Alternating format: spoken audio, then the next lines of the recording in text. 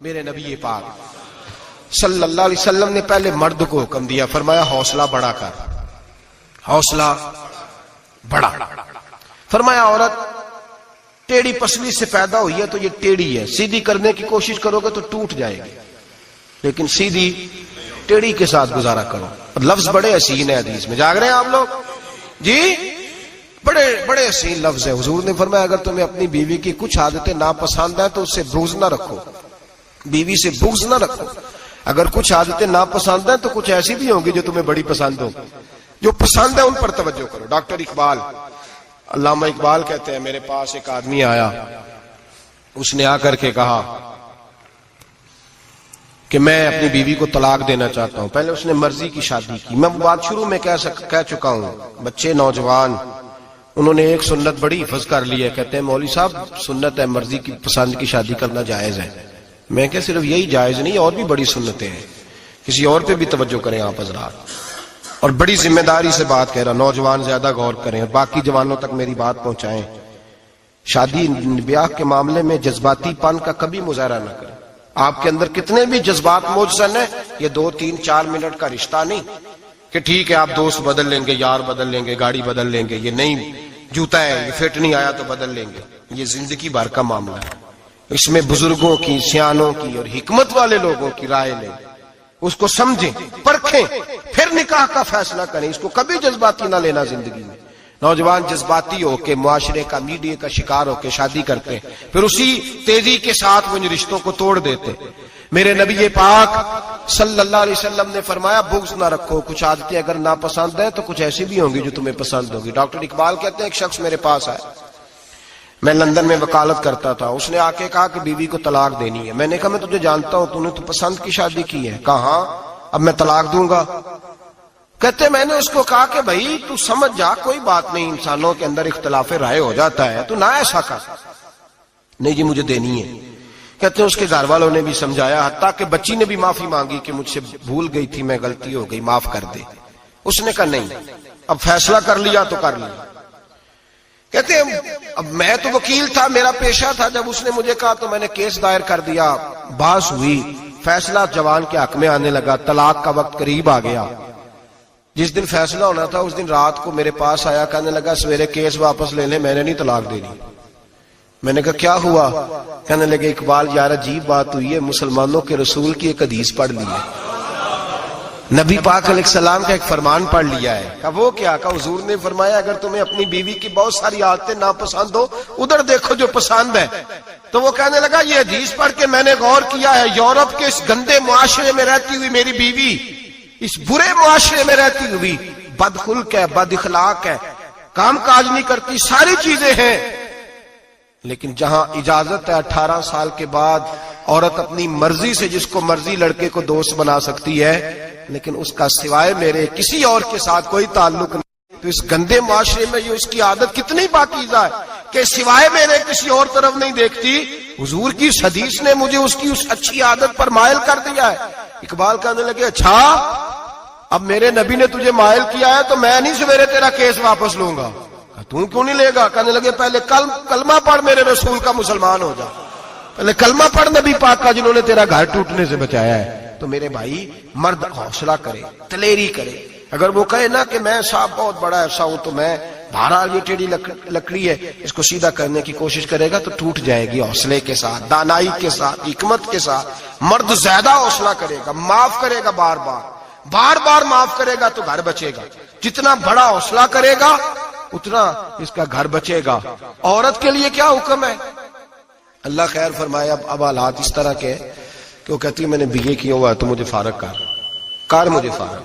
اور عورت اشتعال انگیزی بھی دے لیتی ہے، اس کے لب و لہجوں میں بعض اوقات اتنی سختی ہوتی ہے۔ مائیں بہنیں ناراض نہ ہو، لیکن ایک شعوری بات کر رہا ہوں۔ آ کے لوگ مسئلہ پوچھتے ہیں، کہتے ہیں طلاق ہو گئی تو 3 طلاقیں دی تو کیا؟ میں کہا بھائی ہو گئی طلاق۔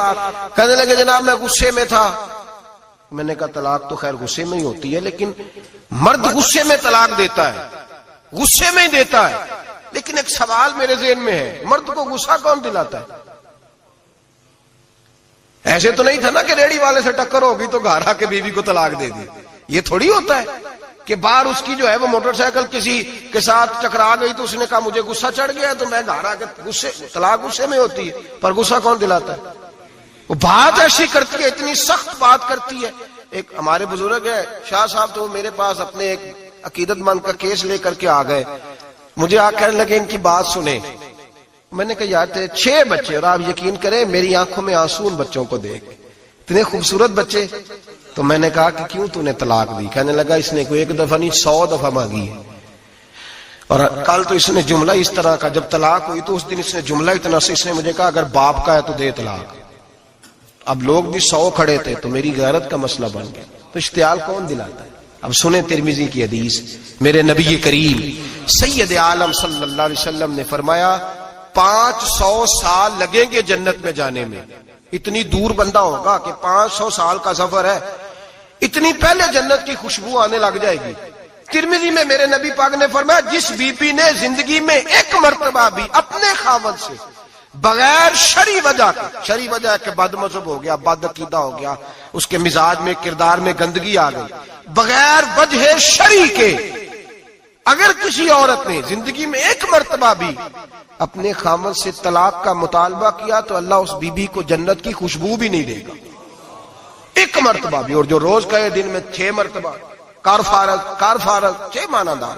یہ حدیث رٹائیں عورتوں کو، انہیں سمجھائیں کہ گھر ٹوٹ جائے گا. جس دن اس نے دے دی اور یاد رکھیں شیر آ گیا، کسی نہ کسی دن شیر آ بھی جاتا ہے. تو یہ نہ سمجھے کہ روز حوصلہ کرتا ہے تو خدا جانے کیا بنے گا. کسی نہ کسی دن شیر الشیطان جاسم علی قلب ابن آدم، شیطان چمٹ گھر ٹوٹتا ہے. اس لیے کہ نہ مرد حوصلہ کرتا ہے نہ عورت حوصلہ کرتی. تھوڑا سا حوصلہ پیدا کریں. اور ہاں بیوی اگر کبھی کسی ایسی بات پر بات کرے یا اس کا مزاج ایسا ہو، تلخ ہو، صبر کریں، حوصلہ کریں. میرے نبی پاک علیہ السلام نے فرمایا بغض نہ رکھے، حوصلہ کریں. مرد کو حکم ہے حوصلہ کریں، دلیری پیدا کریں. ہاں اس کی ایسی بدتمیزی، ایسی گستاخی جو حقوق و فرائض کے معاملے ہو، ماں باپ کے حق میں ہو، کوئی ایسے مسائل ہو مقدس لوگوں کے حق میں ہو، تو پھر اس کو، وہ تو ایک صحابی کی بیوی نے حضور علیہ السلام کے بارے میں نازیبا کلمات کہے تھے تو انہیں قتل ہی کر دیا تھا. اس وقت قتل ہی کر دیا. وہ معاملہ اور ہے، لیکن اگر اس کے مزاج میں تیزی ہے، اس کی طبیعت اس طرح کی ہے تو پھر مرد برداشت کرے. امیر المومنین سیدنا فاروق اعظم صحابہ میں سب سے زیادہ تگڑا اور رسول پسند آدمی، غصے کے لحاظ سے سب سے تگڑے ہیں، جلدی غصہ آتا تھا. ایک شخص کہتا ہے میری بھارے تگڑے قبیلے میں شادی ہو گئی، بیوی میری بڑی سخت تھی، اس کے لب و لہجے میں بڑی سختی تھی. وہ قبیلہ بڑا مالدار تھا تو میں بات نہیں کرتا تھا. ایک دن میری بیوی نے بڑے سخت جملے کہے تو میں جناب عمر کے پاس آ گیا. توجہ ہے آپ دوستوں کی؟ کہتے ہیں حضرت عمر کے پاس آیا تو میں نے دروازے پر دستک دی، بیوی کی شکایت کرنے آیا کہ ذرا مہربانی کریں. تو کہتے ہیں جناب عمر اندر سے اٹھے تو ان کی زوجہ بولنے لگی، کہنے لگی بس آ گیا آپ کو کوئی بلانے والا؟ ابھی 5 منٹ نہیں ہوئے تھے آپ کو آئے. سارا دن آپ مسجد میں رہتے ہیں، ساری رات آپ چہرے پہ نقاب ڈال کے گلیوں میں گھومتے ہیں، اتنی ڈیوٹی آپ کرتے ہیں، گھر یہ میرا اکیلی کا ہے، بچے میرے تنا کے، آپ کو کچھ خیال ہونا چاہیے، کچھ توجہ کریں. وہ شخص کہتا ہے وہ بی بی بولتی رہی اور جناب عمر ہنستے رہے، اور ان کی مسکراہٹ بھی میں سن رہا تھا. جب آپ بہت زیادہ مسکرائے نا تو وہ بھی مسکرانے لگی، زوجہ بھی مسکرانے لگی اور کہنے لگی اب کیا کہتے ہو؟ تو جناب عمر کہنے لگے کیا یہ رہا ہوں کہ اگر تیری بات ختم ہو گئی ہے تو میں جاؤں، اور اگر ہے تو میں کھڑا ہوتا ہوں، سنا لے کوئی اور بھی ہے تو. یہ بات کہہ کے باہر آئے نا جناب سیدنا عمر فاروق، تو وہ شخص کھڑا تھا. آپ نے فرمایا کیسے آئے ہو؟ کہنے لگا حضرت جی میری ایڈی تو نہیں ڈاڈی، میں تو آیا تھا اپنی بات کرنے، تو یہ تو لفظ زیادہ سخت ہے، وہ اتنی سخت نہیں ہے جتنی یہ ہے، تو ذرا قبیلہ سخت ہے تو میں شکایت کرنے آیا تھا، تو یہ تو آپ کا معاملہ بھی اسی طرح کا ہے. جناب عمر کا جو جواب ہے بڑا قیمتی ہے. آپ نے فرمایا میری بیوی میری ہر طرح کی خدمت کرتی. لفظوں کا حسن دیکھیں، ایسے نہیں کہ بیوی کوئی کام بھی نہ کرے اور مفت کی چڑھائی کرے، وہ بھی درست نہیں ہے. فرمایا میری بیوی میری ہر طرح کی خدمت کرتی ہے، میں گھر نہیں ہوتا تو میرے بستر کو پاک رکھتی ہے، کسی کی ضرورت نہیں میرے بستر کو دیکھ بھی جائے. میرے بچوں کو جب میں بستر پہ بلاتا ہوں آتی ہے، میرے بچوں کا خیال رکھتی ہے.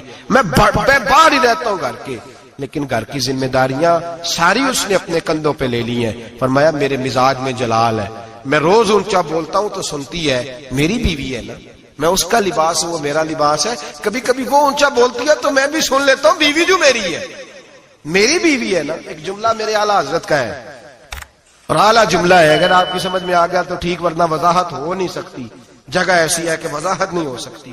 اعلیٰ حضرت فرماتے ہیں جب میاں بیوی ہوتے ہیں، اس رشتے میں کوئی ان کے پاس وہ کسی کے سامنے نہیں ہوتے، عجیب معاملہ ہے کہ جب جھگڑا کرتے ہیں تو ساری دنیا کو بتاتے ہیں، لڑائی کرتے ہیں تو ساری دنیا کو شامل کر لیتے ہیں، جب تو میاں بیوی تھا تو کوئی شامل نہیں تھا۔